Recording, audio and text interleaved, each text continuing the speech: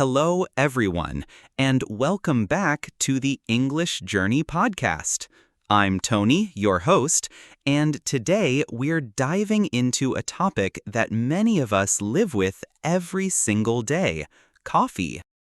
Now, coffee isn't just a drink. For some people, it's the fuel that powers their mornings. For others, it's a ritual, a social moment, or even a source of comfort. But beyond the taste and aroma, coffee also plays a big role in two areas of our lives that are super important: productivity and health. Think about it. How many times have you said, "I can't start my day without coffee"?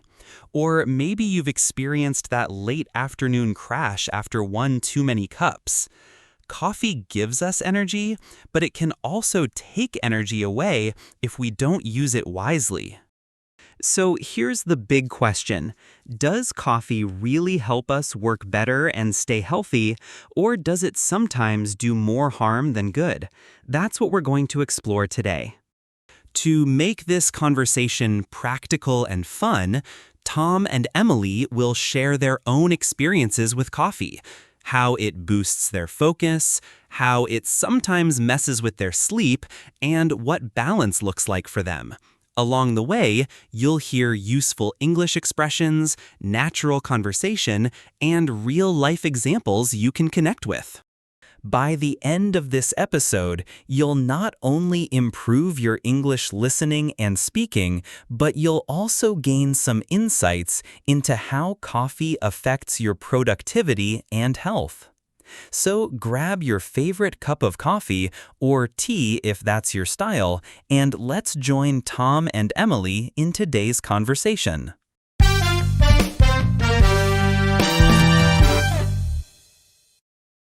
Hey, Emily, I've already had 2 cups of coffee this morning, and honestly, I'm thinking about making a third one.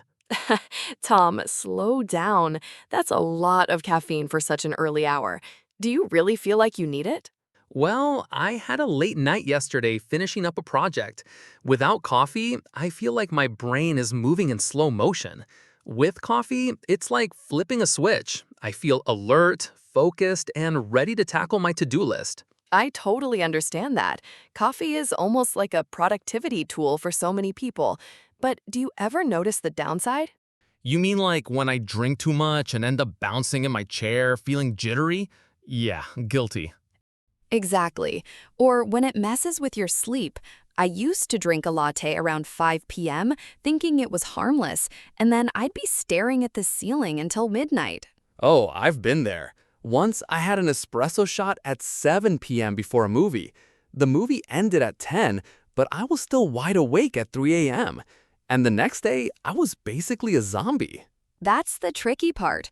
Coffee gives you energy now, but can steal your energy tomorrow. It's like borrowing from your future self. Borrowing energy from tomorrow, that's a perfect way to put it. But at the same time, coffee helps me get things done. For example, last month, I had a tight deadline at work. I stayed late, powered through with coffee, and finished everything. Without it, I don't think I could have managed. That's true. Coffee can be really helpful in short bursts, but I think the bigger question is whether relying on it every day is good for our long-term productivity and health. Good point. Actually, I read somewhere that coffee is full of antioxidants, and people who drink it in moderation may even live longer. Yes, I've seen studies like that. Coffee can reduce the risk of certain diseases, and it keeps the brain active. It's not all bad. In fact, for some people, 1 or 2 cups a day can be very healthy. So coffee is like a superhero with two sides, helpful but dangerous if overused. Exactly. Think of it as a superhero with limits. Too much caffeine can cause anxiety, heart palpitations, or even dependency. Dependency is real. I remember once I tried to quit coffee cold turkey. By day 2, I had a massive headache, felt grumpy, and couldn't focus on anything. That's the withdrawal effect. Your body gets used to caffeine, and when you suddenly stop, it reacts badly. That's why balance is so important. What does balance look like for you? For me, 1 cup in the morning and maybe one right after lunch. And I set a rule: no coffee after 3 p.m. That way I can still sleep well at night. That's smart. My routine is, let's say, less disciplined. Sometimes I drink 4 cups, especially when I'm stressed. 4 cups? No wonder you sometimes complain about feeling restless. Yeah, I know. But I'm trying to cut down. One trick I found is switching to decaf in the afternoon. It feels like I'm drinking coffee, but without the strong caffeine hit. That's a great idea. I do the same sometimes. Another tip is to drink water between cups. People forget that coffee can dehydrate you, so staying hydrated helps your body process it better. True. Also, I noticed that the quality of coffee matters. If I drink cheap instant coffee, I sometimes feel worse compared to a good, freshly brewed cup. Same here. The taste, the aroma, the whole experience of making coffee can influence how it affects you. Sometimes just the smell of coffee makes me feel more awake. That's the placebo effect. Right, it tricks your brain. Actually, I think coffee is also tied to habits. Like, I don't just drink it for energy. I drink it because it's part of my morning ritual. Sit down, sip coffee, check emails. That routine signals my brain it's time to work. Exactly. Coffee is not just a drink, it's a habit loop. The routine and the ritual can be as powerful as the caffeine itself. But you know what's funny? Some of my most productive friends don't drink coffee at all. They get their energy from exercise or just consistent sleep. That shows coffee isn't the only way. It's just one tool. If you rely on it too much, you ignore the basics like good sleep, exercise, and healthy food. That's so true. Sometimes I drink coffee to make up for bad habits, like staying up too late scrolling on my phone. We've all been there. But that's when coffee becomes a band-aid instead of a real solution. So the key lesson is enjoy coffee, but don't let it control you. Exactly. Coffee should support your productivity, not replace healthy habits, and it should never damage your health. I guess I need to rethink my 4-cup days.